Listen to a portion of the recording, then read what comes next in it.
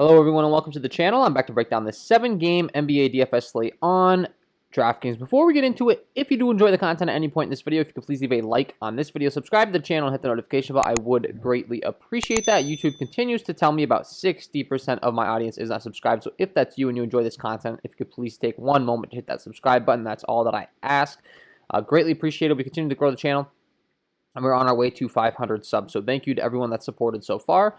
And if you are getting very, very serious about NBA DFS, playing night in and night out, grinding, I would highly recommend my NBA DFS package over here on Patreon, where you can get access to my premium NBA projections, NBA data sheet, player stats, team stats, play context stats, core plays, injury impact insights, and NBA Discord chat access. I'm getting a lot of good feedback on people winning some money over there. Some tools I put together are much more affordable. I offer everything that these other sites offer that are charging you $30, $40 a month at a much more affordable price. And these are the same tools that I use when building my lineup. So check those out, link below in the description. And with all that being said, let's go ahead and start breaking down this slate today. First game on the slate, we have Detroit taking on Brooklyn. This game right now comes in with a 228.5 over under with an 11.5 point spread in favor of the Brooklyn Nets. So not expected to be the fastest paced game for a Brooklyn Nets game, and also not expected to be close. So you're dealing with the dangers of two things here. You got a blowout, and you have, not as fast of a pace game for Brooklyn. So James Harden, Kyrie Irving, typically guys you'd be playing on the Brooklyn side with no Kevin Durant. I would say that with their price disparities and the discount to Kyrie Irving, I would prefer to go to him, especially in this game where it could possibly turn into a blowout. Last time out, putting up 59 DraftKings points, finally showing that upside that I've been talking about for quite some time now on the channel, waiting for that game from Kyrie. Putting up 50 or so, but hadn't really had that, 60 to 70 point game, and finally did last time, taking on Boston. A little bit of a revenge narrative. I did like him a lot in this spot, or that spot. In this spot, I like him more than James Harden, but it's a matter of if we're really willing to pay 9-7 for a guy that could possibly be involved in a blowout when we have all these other games that we're going to talk about later on in the slate. On the Detroit side, things are a little different because they do get a pace bump and a good matchup. Jeremiah Grant, Mason Plumlee, Josh Jackson, Josh Jackson, 7-7. For Jeremiah Grant here, putting up consistently 40 to 50 DraftKings points. I do think that he's a great play in this spot here. Mason Plumlee, Josh Jackson, definitely making some sense as well. Bruce Brown here, who is the guy that I just said is on Detroit, former Detroit Piston, now on the Brooklyn Nets, so caught my eye there. But now he'll get a revenge narrative taking on his former team in this one. And a game that's expected to be a blowout, he could actually be a very intriguing play with all of that tied in, factored in, And then you got Sadiq Bey down here at 5'3", definitely not a bad play. There is no Dennis Smith Jr., and they did just trade Svi Mykhailiuk, so that's going to open up some more minutes there. Svi Mykhailiuk still listed as the Detroit Piston on DraftKings. Keep an eye on that one. I don't know if that was a false report or not, but I could have sworn I saw a report on Twitter yesterday from Fantasy Labs saying that Svi Mykhailiuk had been traded. So sorry if I just supplied you with false information, but that was from an official account, so I tend to think it was true. I don't know why he's still listed. But moving further along, we have Toronto taking on Charlotte. Kyle Lowry comes in with an 8-7 price tag. This game comes in with a 229.5 over-under with a 2.5 point spread in favor of the Charlotte Hornets. The Toronto Raptors continue to be shorthanded. No Fred VanVleet, no Pascal Siakam, no OG Anunoby, which means I am going to definitely have interest in some of these these Toronto guys. I've just been playing these guys, night in and night out, and they've been on slates where they're not getting the necessary ownership, in my opinion. Lowry, Norman Powell, and Chris Boucher. Those three guys, you can just lock in your lineups and feel really confident about it. And Chris Boucher, my lock of the night last time out, put up 50.25 DraftKings points. Huge game out of him. And I do think that this game against Charlotte, he could do the same. Great matchup. So those three guys I'm going to have a ton of interest in. So I will repeat that. Make sure you're getting them in your lineups. And then anyone else on Toronto is kind of a bonus, tournament dart. You could play an Aaron Baines. You could play a Terrence Davis if you want. Like, maybe these guys could have big games. Aaron Baines having pretty big games his last two times out for his price tag, 31 and 34 DraftKings points. So he definitely makes some sense as a play. And then Stanley Johnson as well. You could play, playing low 30s to upper 20 minutes. Terrence Davis, 4-3, finally being back. Only played 10 minutes, so probably not going to play him. These guys are getting a little bit too cute with, anyways, in my opinion. Play Lowry, play Powell, and play Chris Boucher. Feel real confident about that. And then on the other side, Charlotte, Devontae Graham is back, which is causing a little bit of an issue with the rotation. He's just feeding into minutes like guys like Malik Monk, Miles Bridges that we were really having interest in before aren't getting quite as few minutes, so I'm not really going to want to play them. And then it's even going to affect guys like LaMelo Ball and Terry Rozier, because just naturally they're probably going to get their minutes cut into. Last time out, not playing nearly the minutes that they typically would. And it was a close game. It was a 105-102 game. So I'm a little concerned about this Charlotte rotation. If I had to give you one piece of advice, it would be to play 1 to 2 of these guys if you are interested in them. Don't go overboard with the Charlotte exposure.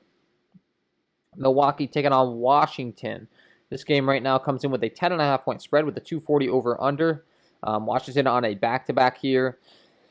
10.5 point spread, it could be enough to scare you off here as far as the blowouts are concerned, but I can tell you Giannis Antetokounmpo's point per minute production is absolutely ridiculous, putting up 1.7 DK points per minute while on the floor, and he gets literally the best matchup that you could possibly ask for, taking on this Washington squad tonight. So, going to be a difficult fade. If it turns into a blowout, he might be worth it, but he could also legitimately go out there and put up 50 DraftKings points in the first half, and I am not exaggerating. So, Giannis Antetokounmpo is going to be a great play tonight for sure. Russell Westbrook, Bradley Beal going to be the only ones that can keep the Washington squad in this game, so I have no issue with playing them. Maybe Westbrook gets rested on the back-to-back. He hasn't been resting as of late, so I think he's going to play, but and then Bradley Beal, supposedly dealing with an injury recently that has been limiting him. It might be his head injury, which is he hates being a Washington and wants out. He's had enough, but who knows? That's just speculation. And then you got Chris Middleton, Drew Holiday at 8K and 6.5. Drew Holiday continues to see his minutes climb since returning from injury, so at 6.5, I do think that this is a price tag that we can take advantage of while we can. Slowly but surely climbing in minutes, playing 23 and 25 last time out. Maybe we see him play 30 minutes or so in this one, and at 6.5, he could definitely blow away that price tag, so definitely have interest in him. And then Davis Bertans did go down with an injury last time out and didn't return. So that could shake some things up in the rotation, maybe get some more minutes to a Denny Avdija, a Garrison Matthews or something on the wing, which could make us maybe want to play those guys. But other than that, not looking to get cute with anyone. Pretty much everyone I talked about. Last guy I would mention would be Brook Lopez at 4.7. At the center position, has a very good ability to shoot the three. He doesn't play the most amount of minutes, but if he does get high, he can get you there real quick, as shown last time out, where he put up 33 DraftKings points in only 25 minutes. So an intriguing play in this matchup for sure. Sacramento taking on Atlanta. This game should be fun. Right now, this game comes in with a 239.5 over/under, half-point difference between the game we just discussed, but only a 4-point spread expected to be close. And I think there's going to be a lot of interest to go around in this one, specifically in Trae Young at 9.8. Going to absolutely love Trae Young in this spot. Taking on a Sacramento team I've been targeting all year long at only 9.8. I do not think that his price tag is high enough to talk me off him in this one, so I love him. I love Clint Capella at 7.5. I think that's way too cheap in this matchup as well. I think he could blow away this price tag, so be playing some Trae Young and some Clint Capella. John Collins at 6.5 isn't a bad play either. And then you have Danilo Gallinari and Kevin Huerter continuing to see a bunch of minutes. There is no DeAndre Hunter. There is no Cam Reddish. Both these guys are going to make a ton of sense as plays as well in the mid-5K range. Playing around 30 minutes a game now is Danilo Gallinari. Same rule applies for Kevin Huerter, if not more minutes. So both these guys are going to be smash plays, and I just love targeting this game tonight. On the Sacramento side, things are getting a little more difficult because Halliburton did return. That's going to spice up the rotation a little bit, cause some issues for guys like Buddy Hield. At 6.6, now Buddy Hield can still get you there. Last time out, putting up 46 DraftKings points, so, take with that what you will as far as the Halliburton returning, but you got Marvin Bagley, you got Harrison Barnes. Yeah, just a lot of good plays in this one. Now, with Rashawn Holmes being the center on the Sacramento side, I could see this game going somewhat small ball. I do think that Clint Capella can still manage running around out there enough minutes to make him worth it, but maybe even having more interest in, well, specifically Bogdan Bogdanovic. I don't want to skip over him. So he returned. He's on the Atlanta Hawks. First time taking on his former team, playing around 20 points a game. You get the revenge game narrative, and he's only 3.8. Now, the Hawks' intentions on whether they're going to even want to play him more minutes in the rotation is a whole different story here. And he hasn't been playing that many minutes, so take with that what you will. But I do think that he's a very interesting tournament dart in this one, so also another interesting tournament play. And lastly, De'Aaron Fox. Can't forget about him, the main dog on the Sacramento side. Taking on the defense of Trae Young does not scare me, and I'm going to love him. I would love the idea of pairing up Fox with Trae Young in tournaments and just getting all the upside of this game into one. So, and another good game here. Portland taking on Minnesota. We got a few really juicy games on this slate, I will say. Damian Lillard, 233.5 over under with a 4.5 point spread in favor of the Portland Trailblazers. Going to love Damian Lillard in this one. I just got done talking about Trae Young and De'Aaron Fox, and now you throw Damian Lillard in the mix, and you're going to have some choices to make at the point guard position. Because Damian Lillard is going to be a great play in this spot. There is no CJ McCollum. He's been out for quite some time now, but Damian Lillard's usage is just going to be absolutely ridiculous. At 10-7, love him. I love Karl Anthony Towns at 9-6. Taking on this Portland squad that's not good defensively. And his Cantor's defense does not scare me. This guy should have all the usage in the world. The only thing that's a little scary to me is that Minnesota's not exactly a playoff team, and they might be a little hesitant to even want to play Karl Anthony Towns that many minutes. So he's going to have to be productive in his time out there, but if he is, he can definitely smash. Same rule applies for Enes Kanter. Not afraid of Karl Anthony Towns' defense. So both those guys make a lot of sense. I continue to have interest in Anthony Edwards at 6'5". I think he's a little too underpriced for his role recently with this team, putting up 35, 36, 32, and 40 DraftKings points. There is no D'Angelo Russell, and there is no Malik Beasley, so he's going to continue to get a bunch of minutes. Ricky Rubio at 5'7" is a guy that I will continue to fade. He got some interest last time out for some people after putting up that 40 spot. Personally, I just don't think Ricky Rubio is a good enough shooter, and I'd rather play other guys at my point guard position.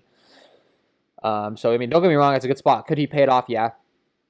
I'm just speaking as to my personal preference and being honest with you guys. I'm probably not going to be playing him. Robert Covington and Gary Trent Jr. at 5'6" and 5'4" also continue to be great plays, playing around mid-30s a game, and Minnesota does not scare me defensively. I will repeat.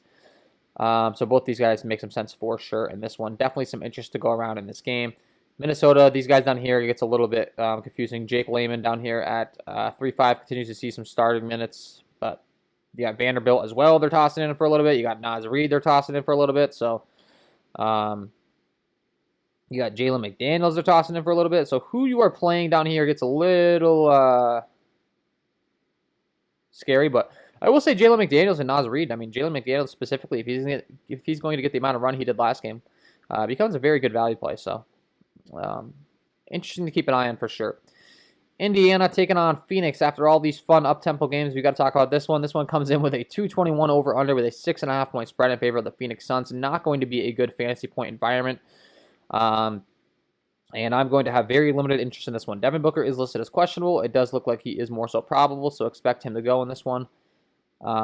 And yeah, I'm honestly just not going to have much interest in this game at all. Like, I'd love to sit here and tell you guys that I have interest in a few guys. Jay Crowder would probably be my favorite guy down here at 4'7".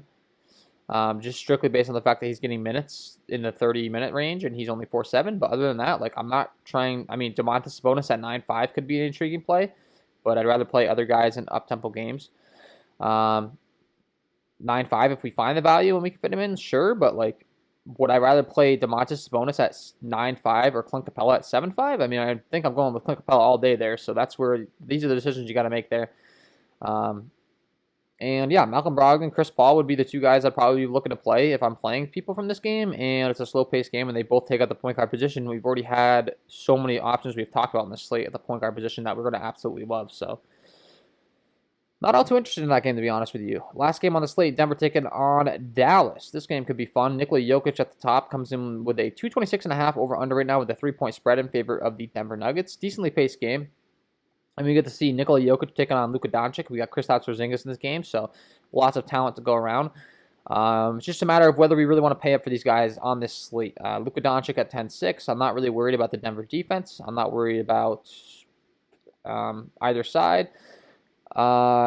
Defensively, it's just like, oh my goodness, the point guard position is loaded this slate. So if there's one thing I can say to you guys reflecting on the slate is that you're going to have good options at point guard no matter what. So make sure you're filling in the rest of your lineup around the point guard position with some solid options that you feel really, really confident in because there is no reason to settle at the point guard position tonight. So Luka Doncic, great play at 10-6. Nikola Jokic, great play at 10-8. These guys both have a ton of upside. It would be really interesting to see how they grade out my final projection models compared to some of these other guys we discussed. Kristaps Porzingis at 8-3 continues to see somewhat of limited minutes. I mean, he's playing mid-30 minutes, so he could be an intriguing play taking on this Denver squad, but his minutes cap's a little scary to me. So once again, we're going to be relying on my projections for this one, especially because these guys just have more solidified, filled-out rotations. Jamal Murray and Michael Porter Jr. continue to be great plays at 8-2. And 7K for the amount of usage they're getting with these injuries on the Denver side. However, I will say as soon as I say the injuries on the Denver side, we saw Paul Millsap return last time, and we're seeing JaMychal Green listed as questionable and probably going to return soon, as well as Gary Harris. So I think this Denver rotation is going to start getting a little too clogged up for my liking, and it's going to go back to me playing strictly Nikola Jokic, Jamal Murray, and Michael Porter Jr. probably. Will Barton at 5'2" is an intriguing play. He continues to see around 30 minutes a game, so definitely have some interest in him. But if JaMychal Green returns in this one, that could change my stance on that. So that is my overall breakdown of this slate tonight. Before I let you guys go, I got to give you my lock of the night. Let's get into it.